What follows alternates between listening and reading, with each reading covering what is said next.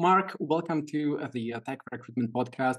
I'm so excited to welcome you here because you have so much experience with running your own agency. You had lots of ups and downs, as I have heard, and this could be a great opportunity to see and learn from your experience and see also what others can do. I mentioned before we started that we have members of the academy who some of them would like to start a new agency, some of them already operate an agency and they don't really know how to get new leads. So welcome to the podcast. I'm super excited to welcome you here. Thanks, Michael. I'm excited to be here, and you're doing an amazing job with your podcast and your YouTube channel. Is really impressive. So fantastic job! It's an honor to be here. I would like to correct one thing you said, which is I have not run my own recruitment agency. So I worked as a recruiter initially. That's how I learned this business for several years, and then realized that my true path was more the learning and development. So what happened, Michael, is I was doing okay as a recruiter. I was sort of average, and I was working in a firm of about 200 people, and I was sort of in the middle of the leaderboard, and I wanted to be towards the top, right? And but I didn't know how I could. I was already working hard, doing everything I knew how to do. So I hired a coach, and that person helped me to double my billings in 90 days. I got to the top 15% of the business, the top person in my team for production. I got promoted. I was able to put a deposit on a house and buy a better car. And it was such a life-changing, plus it's just more fun when you're achieving your goals, right? And so that experience planted the seed for me to think, well, maybe someday I could help other people to improve their results also. So that's how I got be went from being a recruiter to being a coach, but I have not run my own agency. Although for the last 20 plus years, I've helped other recruitment agency owners to improve their practice and grow their firms. Awesome. And this experience is even more relevant to the topic that we are going to discuss today, right? So how to get new clients, how to improve the marketing and business development. So I think you specialize in the inbound part, right? The inbound marketing. So that's what we could dive deeper to. And for listeners who don't really know the terminology just yet, could you just clarify what's the difference between outbound and inbound marketing or sales? Sure, it's very simple. And by the way, like it's not either or. We recommend that you do both. Okay. And they complement each other and amplify each other in a way I'll explain. So, but in simple terms, outbound is you are contacting them, you're reaching out to them to start a conversation through whatever channel, whether it's the phone or LinkedIn or email or what have you. And then inbound is the opposite. They're reaching out to you. So they're coming to you instead of you having to chase them. I guess that's the best way of putting it. So the benefit of inbound, of course, number one is that um, in terms of you don't have the same effort to chase. You don't feel like you're, um, a salesman who's having to chase people because they're coming to you and asking for your help, uh, which in turn positions you differently, right? So you're then more seen as an expert and an authority in your niche, um, which means that the whole sales process is easier and it's already a warm call because if they're contacting you, it's because they've heard of you, maybe they've seen some of your content on LinkedIn or on another channel, and they're coming to you because they already believe that you might have the answers they're looking for. And that changes the dynamic of that whole conversation. So it's a lot more open. There is more geared to them working in a partnership with you rather than seeing you as a vendor, as a salesman. They see you more as an expert they want to partner with to achieve their result, build their team, or make that critical hire.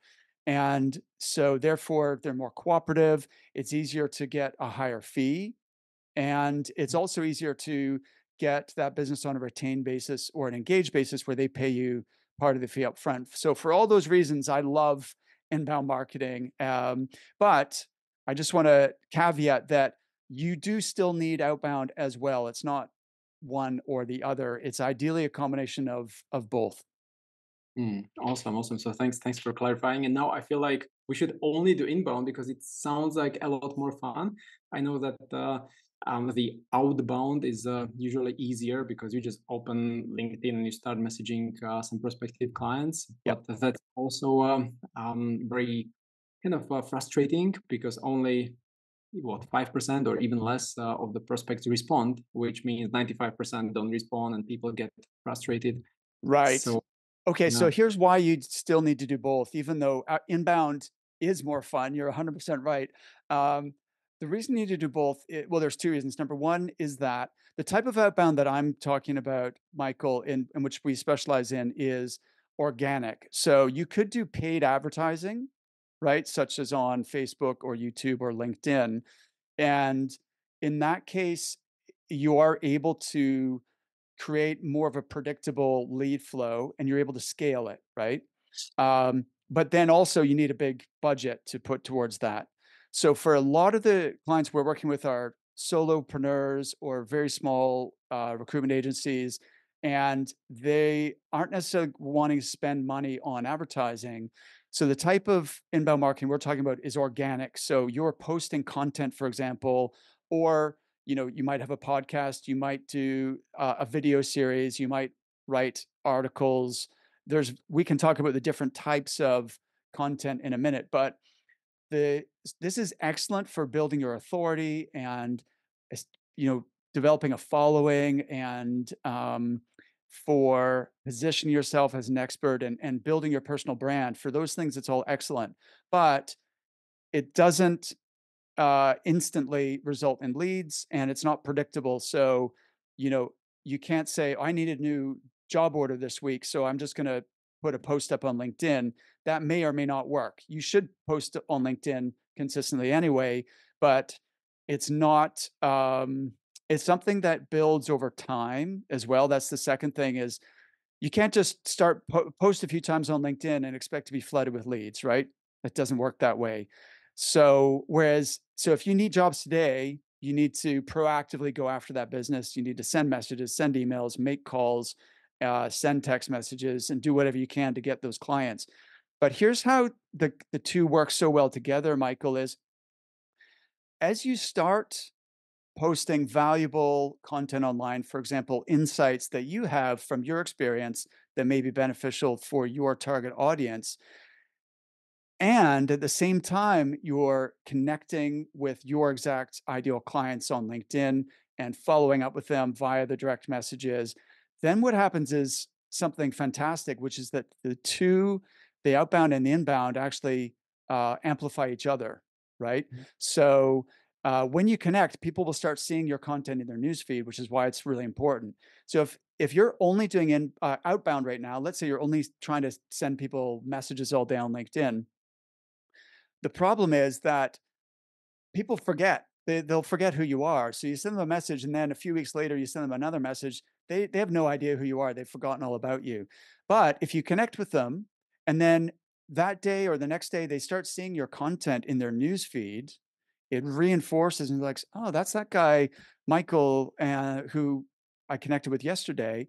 And then they start getting to know who you are. And then when you send the follow up message, it's not like a cold message anymore, they already know, or even if you were to call them on the phone, it's not a cold call anymore, they already know who you are. So, in this case, the inbound marketing that you're doing actually increases the response to your outbound effort, and so an example of that we're experiencing right now is we're starting to really scale up, cold email campaigns, and but what's happening is that because we've had this podcast that's been going for over 3 years now, and I'm sending the emails to people who I'm connected with on LinkedIn, they already know who I am, and so even though I've never emailed them before, they're responding the response rate is fantastic, and they're emailing back and saying, "Oh, I already listened to the Resilient Recruiter, and I like what you do." That's a really, really warm conversation, right? Instead of, "Who are you and why are you contacting me?" Oh, it's just so interesting how it works in the long run because I've seen other recruiters who just send messages and then they determine after 2 weeks that it doesn't work because they got zero responses back. But the way you kind of explains it totally makes sense because first you connect, then you start showing content. But I kind of also see some of the solopreneurs and freelance recruiters being a bit overwhelmed with everything that they could do with regards to the content and That's true. podcast.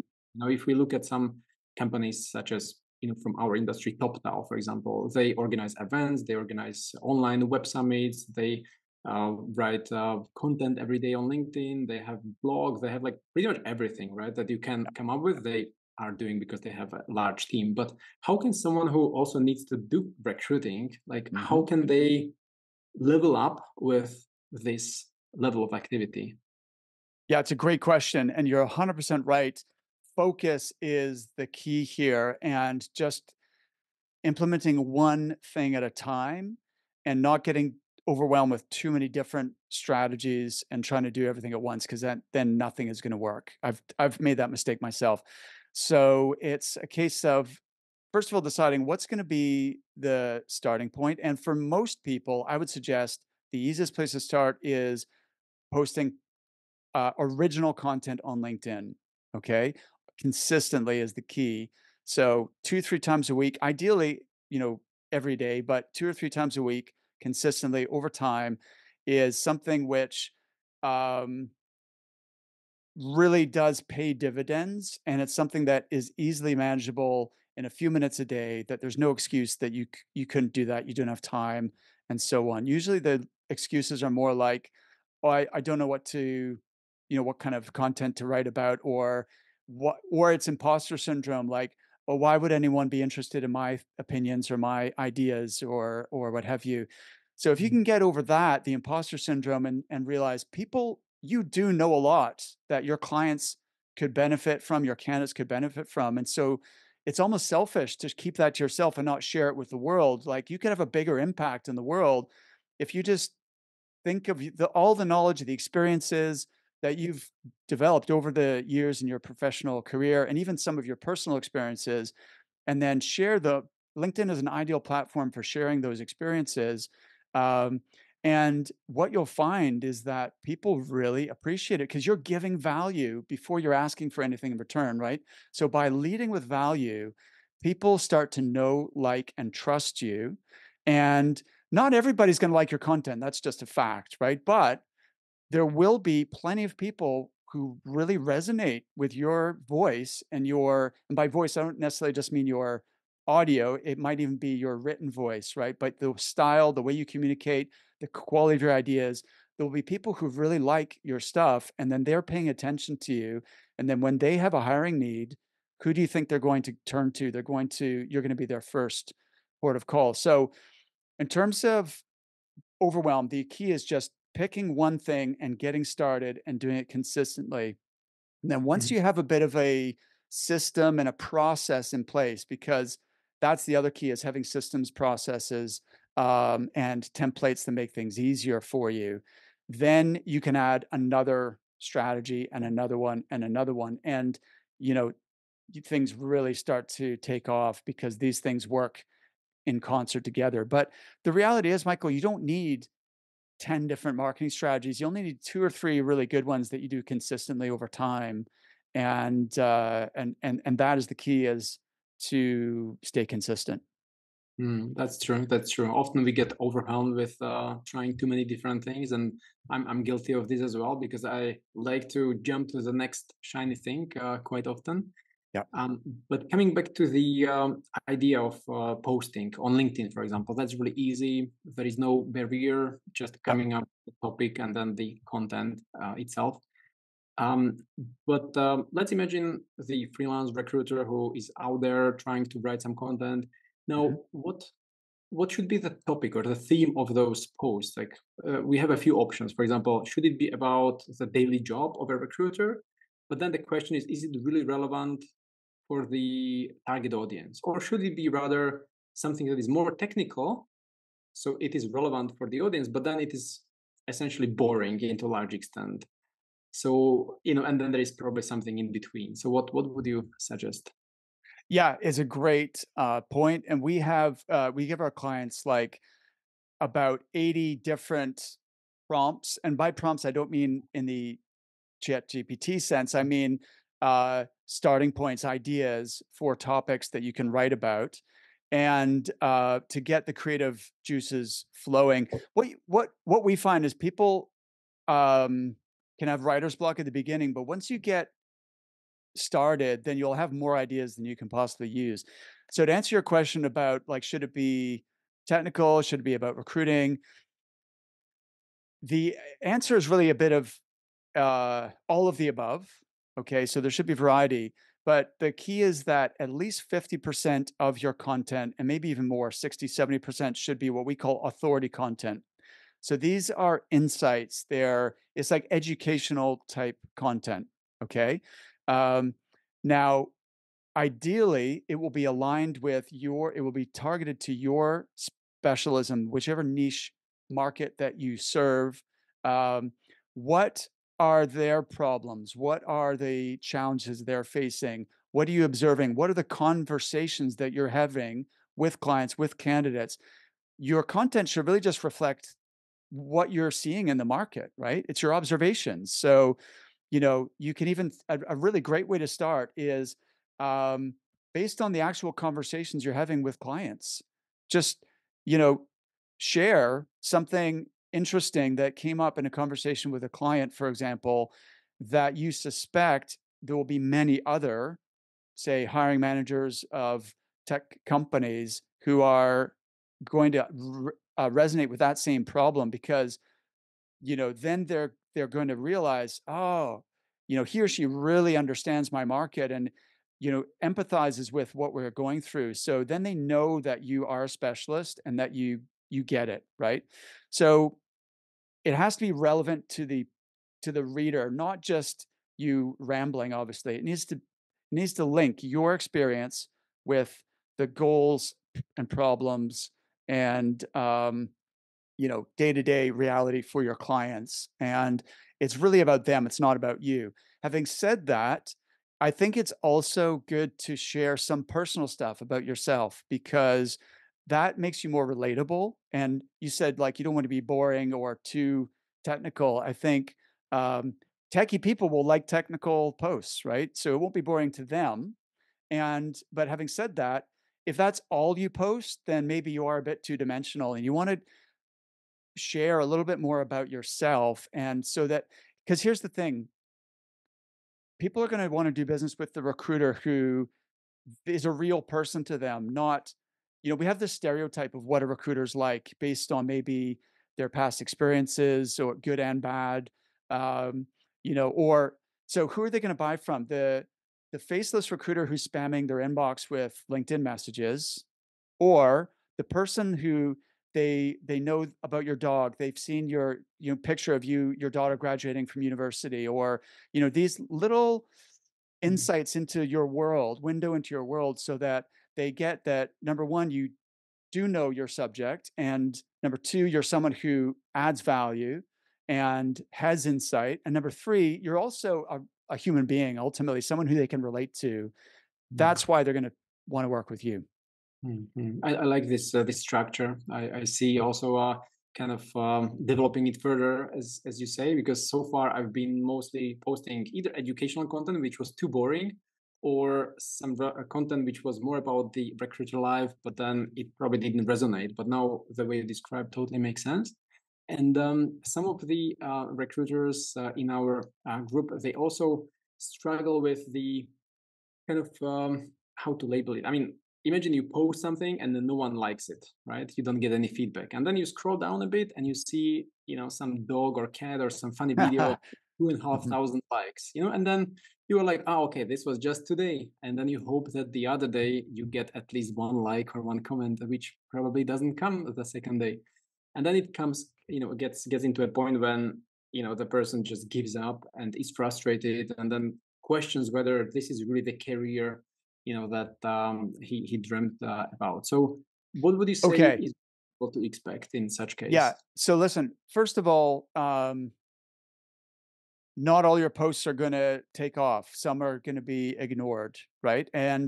Um, but that's okay. Well, I want you to think of it differently, actually. Think of it as this is just a daily practice, like going to the gym or brushing your teeth. It's something that is a habit that you do. Now, sometimes you're going to have fantastic workout, right? Other times it just doesn't feel right. You don't have a great workout, or you don't perform as you would have liked. Maybe you didn't lift as much as last time, or you didn't run as fast as the last week, or what have you. But that doesn't mean you shouldn't have gone, or that you shouldn't have gone for that run. It's showing up and doing the run, even if it doesn't go perfect, that sets you up for long-term success. So people need to think of it just as that type of habit. And sometimes it's going to be awesome, sometimes mediocre. Secondly, is to realize that the likes and the comments, of course, we want that, and it's not just a vanity metric because it actually drives the algorithm. So the more people engage with your content, the more the LinkedIn algorithm will show it to even more people, and then it becomes a snowball effect, right? Whereas if you don't get any engagement, LinkedIn doesn't share it as distribute it as widely, not as many people see it, and it just kind of like disappears, and no one really saw it.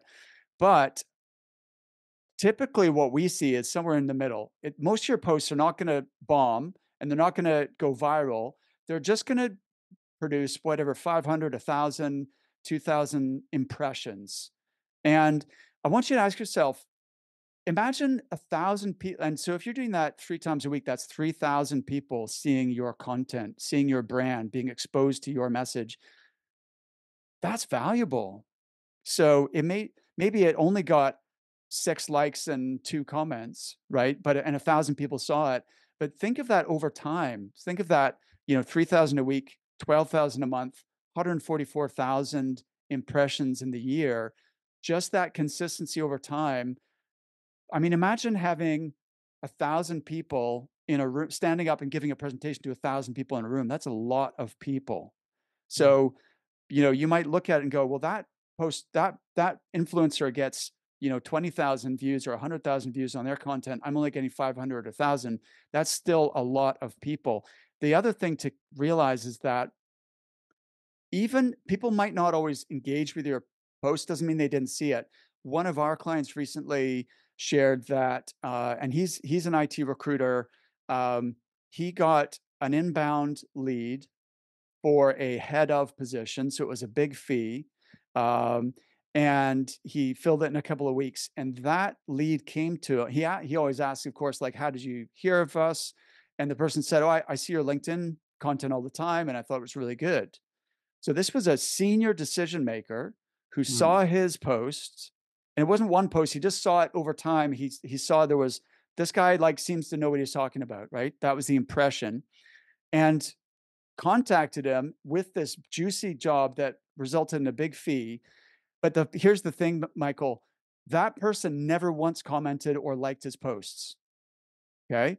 So there are people seeing your content as having an impact, even if they don't engage with it. So although we want the likes and comments because they drive the algorithm, it's still positive, even if, someone doesn't necessarily engage. Does that make sense?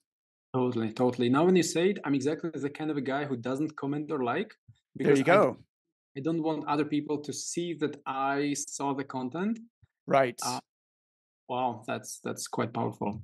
Yeah. Yeah. But you also mentioned something else very interesting about the specialization, and just a while ago also about the niching down. So Yeah. um, on one end, the recruiter can specialize in one part of IT, Yep. or on the other hand, can kind of specialize on the whole IT world. I mean, that's still some kind of a specialization, broader. But with that, it would attract potentially more people on LinkedIn, right? Because more people would perceive it as relevant content or It's the not. Like, opposite, exact opposite, Michael. Um, you'll attract more people on LinkedIn if your specialization is now is more segmented, if that makes sense. So to me, technology, that's just too big. That's not really you're not a specialist to be an IT recruiter per se. You need to. So we take our clients through an exercise to really clearly define or redefine their market niche. What s- you know, and niche down so that um, because look, how many IT recruiters are there in the world? There's thousands, right? hundreds of thousands. Yeah. Hundreds of thousands, maybe. So there's a lot. But the more you specialize, the less competition you have. Mhm. So, but also um, the more your clients perceive you as an expert. So it's a little bit like, um, if you needed a serious operation, you wouldn't go to your GP, right? You would go to a specialist. And it's the same with recruiting. Like, could the generalist IT recruiter fill the job? Probably. Okay.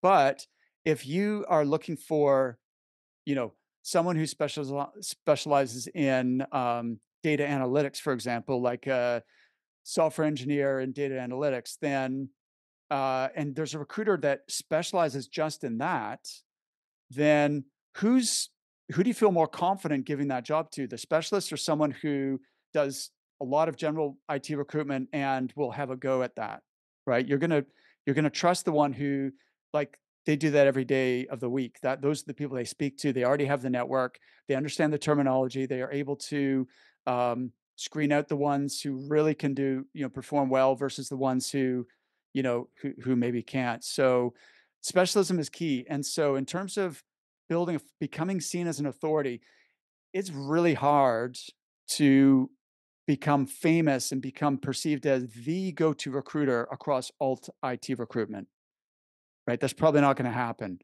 But could you become the number one go-to recruiter, or at least one of a handful of really well-known and well-respected recruiters in a much narrower niche? Definitely you could. So that's more valuable. And I know that the irony is people think, oh, but Mark, I would lose business if I specialize too much, right? The reality is, and so now having done this 20 years and also having interviewed 200 really big billers on my podcast and owners of fast growing recruitment agencies, the specialists, like 99 times out of 100, the specialists make more money. So it feels like the fear of loss, like, but I don't want to lose out on opportunities. But the reality is the opposite. By narrowing your focus, you'll actually make more money. You'll have more opportunities. Does that make sense? Totally. Now, when you say specialists make more money, I guess that's the most important takeaway, which Definitely. listeners should take and write it down. Because if that's the case, then it sounds like a no-brainer to start focusing on a part of the whole IT world. Definitely. Yeah, absolutely. And that focus could be the industry sector. It could be the functional area, the job Hmm. title. It could be the level.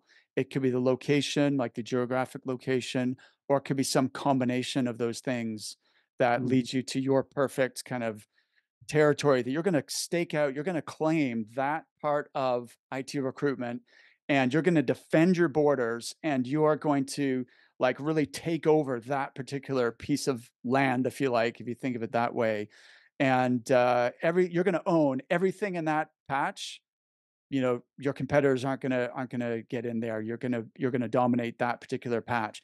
And then, of course, you could expand your borders by hiring more people, right? Who might concentrate on adjacent markets. So either different job titles within the same industry, or different industries with the same job title, or same niche but different location, or higher level or lower level. So there's lots of ways you could expand, but realistically, one person should only focus on one niche. I like it. I like it. Totally makes sense now when you say it. Okay, and are there any other ways how to accelerate the growth? Once the recruiter starts posting, 2, 3, 5 times per week, then what's Yep. next? Like, is it Okay. paid So advertising?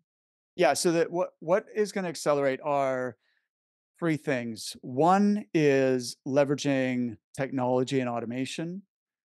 Two is leveraging other people's time and talent in the form of virtual assistants.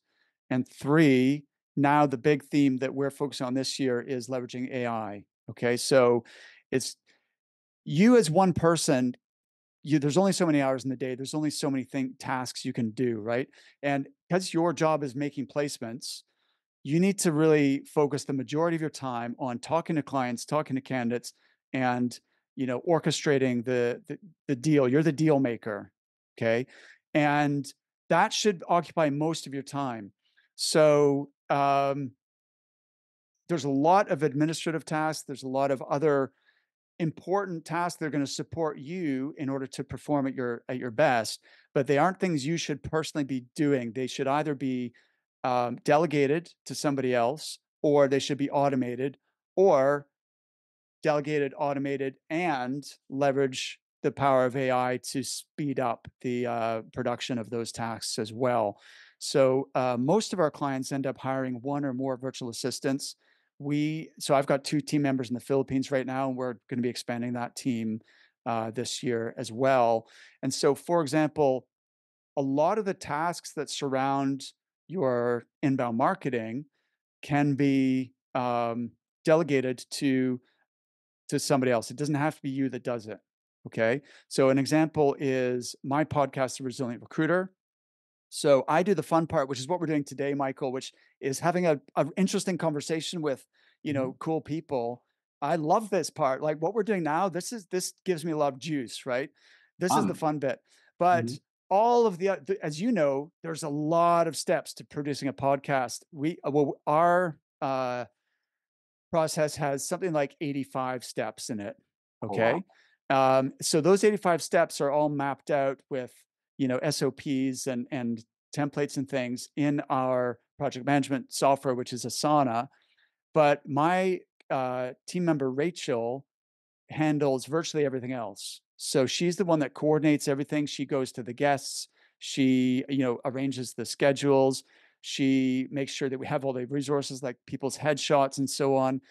Then we have, a guy who specializes in the audio editing, Milan. He's in Serbia. Then we have Rachel's husband, Israel, who's in the Philippines, also does the show notes. And then we have another team member who does the graphics. But Rachel organizes all that for me, so I don't even have to think about it. All that I do is we decide who do we want to have on the show, and then obviously I decide the questions and the content for that, and probably the headline of what's the title of this episode going to be. That's the extent of my involvement. My team does everything else. We have a full-time video editor and podcast producer now, Sanjay. So he does all the videos, the shorts for YouTube, all that stuff. So ultimately, you have to leverage other people's time. But even if you're a solo, that may sound like, well, Mark, I can't afford to hire a whole team. But if you can't afford not to get help. If you're trying to do everything yourself in your business, then again, you're selling yourself short. You're not going to achieve your full potential. So the kind of um, compromise it's not even a compromise. The people who don't want to build a big team, but they do want to get help, the solution is to hire a virtual assistant, because that way you can get someone full time on your team who's dedicated to your business, who is smart, hardworking, enthusiastic, coming up with great ideas for you. And they're going to take a huge amount of workload off of you, but it is still affordable for most solopreneurs and small business owners. So that's a long answer, probably more than you wanted, Michael, but that's the next step is you need to systemize things and delegate things and automate them so that then frees you up to take on the next project. Yeah, yeah. Well, I like this idea of a list of 84 tasks just to produce the podcast, and not just the podcast, but everything around it, the shorts and audio and the video and everything. Yeah. That's so cool. Awesome, awesome. So would you also suggest that recruiters establish a page on LinkedIn and then boost it with some ads, or is that something that is left to bigger agencies? It's a great point. I personally have not experimented with that yet. Have you? Have you done any LinkedIn ads or? Well, we have, but it's really expensive, probably 10 Yeah, times more than Facebook. So we haven't really been able to make it work just yeah, yet because our budget was rather low. And then once we spent, 2,000 euros, we were like, oh my God, let's just put it on hold. And yeah. then, Exactly, exactly. So listen, so I'm not an expert in this. I guess is that to be honest, right now what we're doing is we're doing our organic content, like podcast, posting on LinkedIn. We have our own email newsletter, so we're in regular touch with our own subscribers. We post on a few other social channels as well. We will be doing paid ads in the second half of 2024. Right now, what we're doing is scaling outbound. So we're scaling the cold outreach.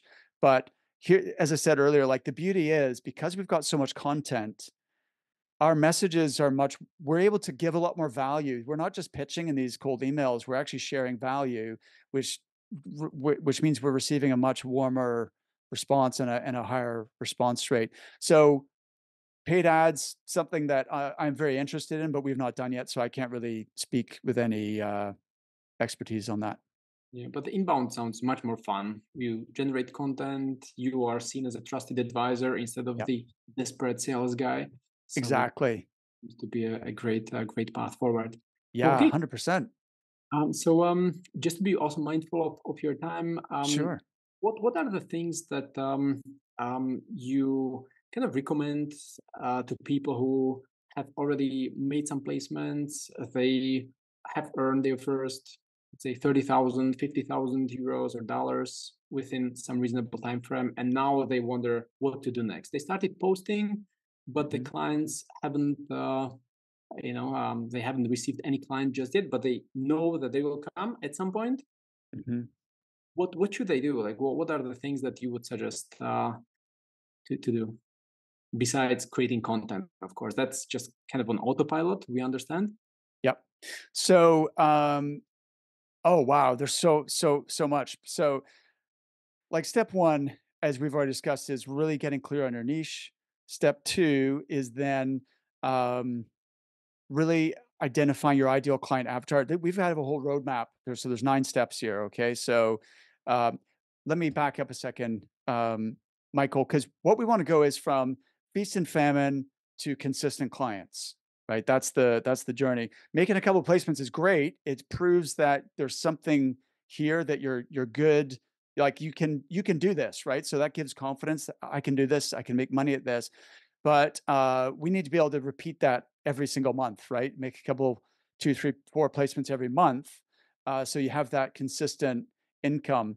So, as we said, phase 1 is going from generalist to specialist. So you're gonna define your market niche, number 1. Number 2, you're going to, um, get clarity on your avatar of an ideal client, okay? And who your like, uh, what is your ideal client profile and who are your dream clients? So that would be the next exercise. So doing that research and really getting a deep understanding of your buyer persona, the person that you're trying to communicate to. Okay. Step number 3 is starting to map out your market. Now, what that means is that, like a lot of recruiters I speak to, I ask them, what's your total addressable market? TAM, TAM. They have no idea. Right. So, you know, as part of the exercise of figuring out your niche, like, is this too small? Is this too big? What's the ideal sort of market niche? You need to figure out these numbers. How many potential clients are there within that particular market niche? And then let's identify them all. You can build data sets of all of the potential clients in your space, and just actually and then enrich that data so you have all the contact information, you have the relevant points of contact. So that's phase 1, is you know who you're trying to communicate with, you know what their characteristics are, what their psychology is, what their challenges are, what their pain points are, and you also have a list of them. You know who you're trying to target, okay? That's like the foundation level of building a business. You know your customers, okay? The second phase is going from sort of like manual messaging one to one to try and start conversations with people to automated. So the next step 4 is really working on your messaging, Michael. I see so many recruiters and they all sound the same, which is a problem, right? And B, the messaging is bad. And so now clients are getting bombarded by all these mediocre messages that um, don't have any impact. And then recruiters get frustrated because they don't understand. I'm sending all these messages and it's not working and it's taking up all this time. So before you scale it, there's no point in automating a message that's getting zero response. That would be a waste of time and resources. So first we need to fine tune the messaging, make sure that it really speaks to your target audience. It speaks their language. It gets their attention. It gets a response. And once we've done that, Then we would move on to scaling your messaging. So step 5 is, I would typically start on LinkedIn with the messaging, so connecting and following up with people on a consistent basis. And again, that's something which you can either give to a virtual assistant once you've got it set up and running, or you can automate to some extent. You can automate the connection messages. Once they respond, you need a human being to follow up because that's when you're really into a conversation. And then we would go to step 6 is email automation. Okay, so that's where we potentially are doubling up. So we're reaching out to people on LinkedIn. We're also reaching out to them on email because it needs to be a multi-touch, multi-channel approach. You can't just reach out to someone once and expect that they're going to notice you and respond, right? You need to reach out over time on a variety of channels, multiple times, using different approaches, sometimes with, text, sometimes with a video, sometimes with a call. So multi-channel, multi-touch. So that's phase 2 is scaling up your outbound communication. And then phase 3, we want to go from contingent recruiter to retained recruiting partner. Okay. So at that phase, so phase 1 is laying the foundation. Phase 2 is starting to generate appointments with potential clients. Phase 3 is you're really refining your sales process in order to, number 1, differentiate your services from the competition and really package your process in a way that is unique and is tangible, and clients can understand why they should pay you a bigger fee than maybe they pay at other recruiters, why they should pay you money up front, and why ultimately they should use you instead of others that are vying for their business. So that's the differentiation and packaging your process. Then we look at the how do you pitch your retained service? Why should clients pay you money up front? And how do you organize the sales process so they understand the value of doing that? You're signing them up on a retainer. And then the final step is really expanding those accounts and developing them into cornerstone accounts, which you can build your business on. So you have 2, 3, 4, 5, 6 clients giving you ongoing repeat business. That's real stability that you can build a business on.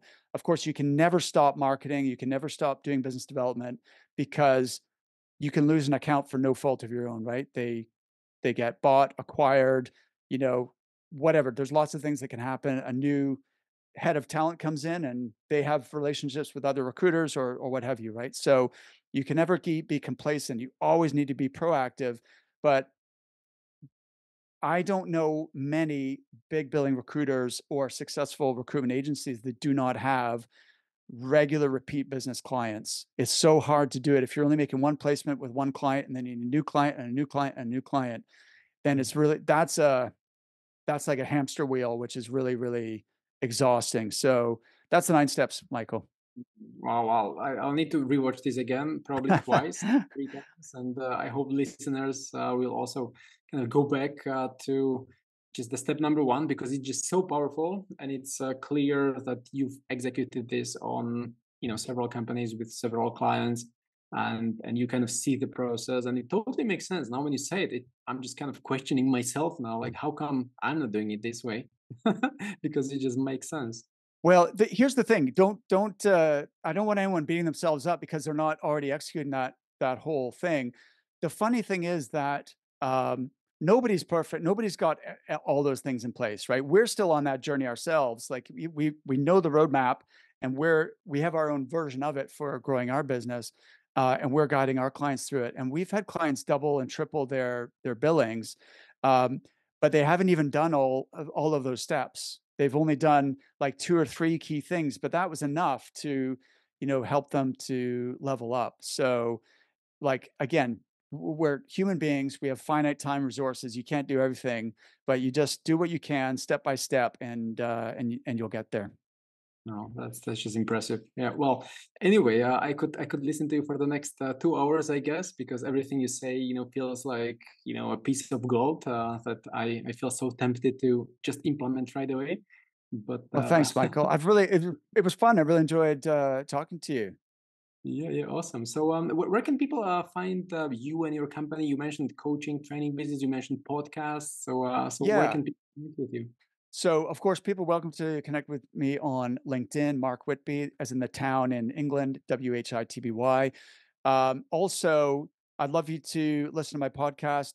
Michael has a brilliant podcast. So, if you enjoy listening to this type of content, then check out The Resilient Recruiter. It's at recruitmentcoach.com/podcast. And, like Michael's, it's totally free. And this is the kind of content that we talk about on a regular basis. Awesome, awesome, wonderful. So I'll include the link in the show notes, also on YouTube in the description. Also, the link to the coaching business. Just if people need some more help with all these steps in the roadmap, they can reach out to you. Thank you very much. That was awesome. And, Awesome. yeah, I'm learning from you as well. You've got a lot of subscribers on YouTube. I'm really impressed with what you're doing. You're on a roll. You're doing a lot of things really well, Michael. Thank you, thank you. Well, I'm learning from people like you, so I'll let you know once I implement, the step number one, two, and three. All right, fantastic. Have a great day. Thank you. Have a good day. Bye. Bye.